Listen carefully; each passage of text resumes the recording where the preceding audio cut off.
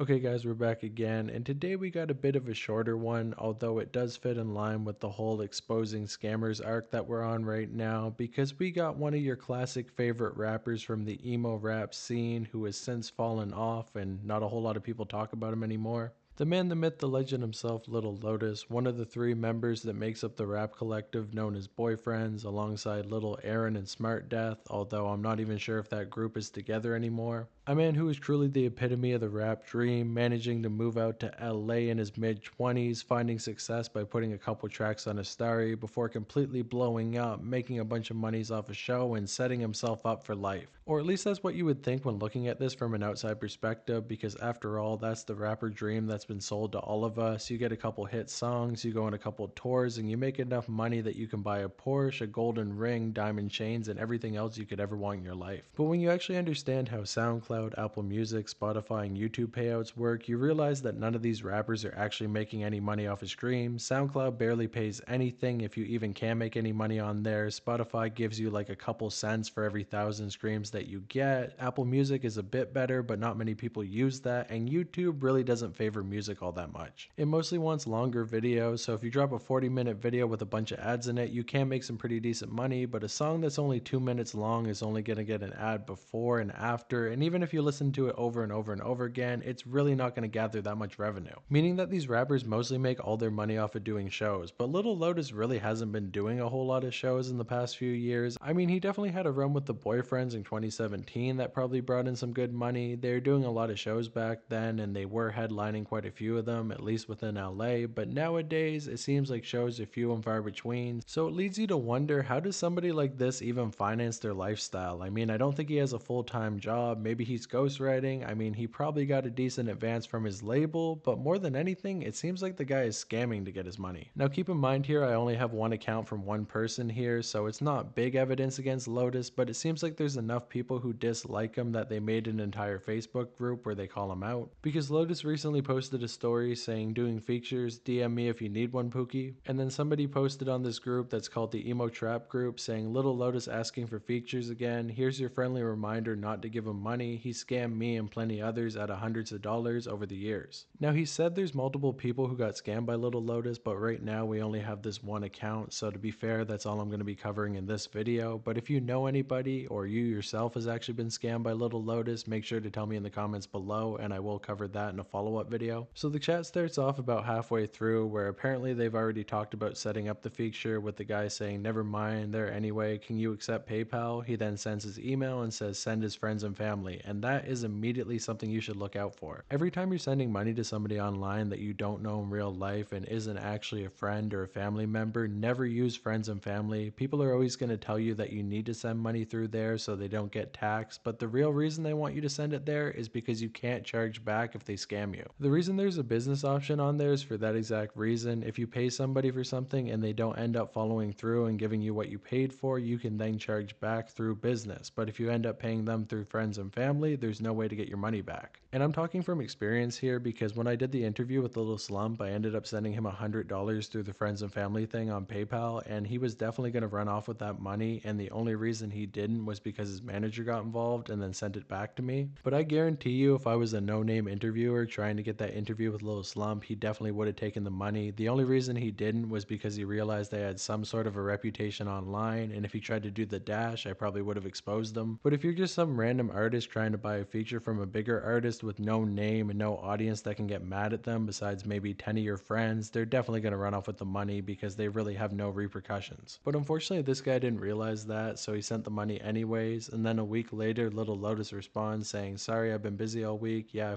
with the song. At this point, the guy's probably feeling a little bit nervous. After all, he just sent him like $200 and didn't get a response for a week, but at least they're still in contact, so he keeps it civil, saying, no worries, man, congrats on the new song, by the way, it's awesome. I'm gonna hit that same PayPal and then email you the demo to the address in your bio. Oh, sorry, you cool to send me a vocal stem? They kinda super important for me. Email the song gmail.com. I'll send them, but I don't want no one putting anything on them. And if you don't know what stems are, that's basically the entire Audacity project or whatever type of app that you're using, the actual vocals, the produced beat, all the different pieces all together so you can mix and master them and change them in different ways. But some artists are very, very touchy about their vocals. They don't want anybody else producing them because they use a lot of auto-tune or something to change their voice, and they don't want their actual voice getting out there. That's pretty standard, so you can't really be too upset about that. 4 entire months then go by with nothing. He sends them a picture showing the money that he sent, which was $400, saying, "Are you still planning to finish the feature?" He says, "Yeah, bro. Okay, just let me know if you need anything." We then have an email conversation between him and Little Lotus from merch where he says, "Thank you so much, man. This really is a dream come true. I'm so excited about the song with you. I think it could be my best song yet, and I plan to work extremely hard on it. Friendly reminder, I'd like a vocal stem when you're finished. I won't do anything major to them at all. I am in no massive rush on this. If it was done by the summer, that'd be fantastic. If you have any questions, please let me know. Thanks." Now, in my opinion, this guy's being very generous, seeing as how he sent $400 to Lil Lotus to put a simple verse on one of his songs, and he's saying that he doesn't even need it until the summer. I don't know about you, but I ended up paying an artist $151 time for a verse, and I wanted that song within the weekend, and the artist delivered on it immediately. I don't think it's that hard to put down a verse on a beat. I mean, I understand that artists live extremely busy lives, and they got a lot going on. They might not remember every single person who bought a feature from them, but surely you can sit down and take 30 seconds to record a verse or a half an hour, something like that. I mean, it's $400. And this guy's also clearly a big fan of Lil Lotus, and it seems like a dream come true to have a song with him. I feel like you should treat your fans especially better since they're the people who actually got you to where you are now, and he's not being rude. He's not trying to get anything more out of you than what you promised him. He then sends another message a month later saying, "Can you get this done by the end of the month? I want to show Mike Samir, but I want the demo to be complete with your feature first." He gets no response. He then sends him another email in 2022 saying, "It's been almost 3 years since I paid for a feature from you. I've been patient as I can be, but I'd love to hear some news from you, hopefully saying that I might be able to put this out this year or early next." And at this point, the kid is way too nice. It's been 3 years, and I mean, it's friggin' Little Lotus. He doesn't need any approval from his label. He's not that big of an artist. It should have been done in 2 weeks, not 3 years, but despite that, Little Lotus never responded, and he finally decided to out him in 2024. But even though Little Lotus ended up scamming this kid out of $400, and the kid really did nothing wrong besides wanting to get on a song with one of his favorite artists and paying for it and never getting a response, people in the comments of that post are still making fun of the kid. Once again, it's the same old thing. Don't pay for features, don't buy anything from these artists. But I mean, this is how these artists are making 90% of their money, just scamming on features all the time. Yes, people probably shouldn't buy features from them, but at the same time, if they're offering to sell features, just make the song. I mean, seriously, how hard is it to go to a studio for 30 minutes and just record a little verse for somebody for $400, more than some people make in an entire week? I mean, you're just gonna run off with the money because that's easier, and they know they can get away with it because every time the fans are going to say,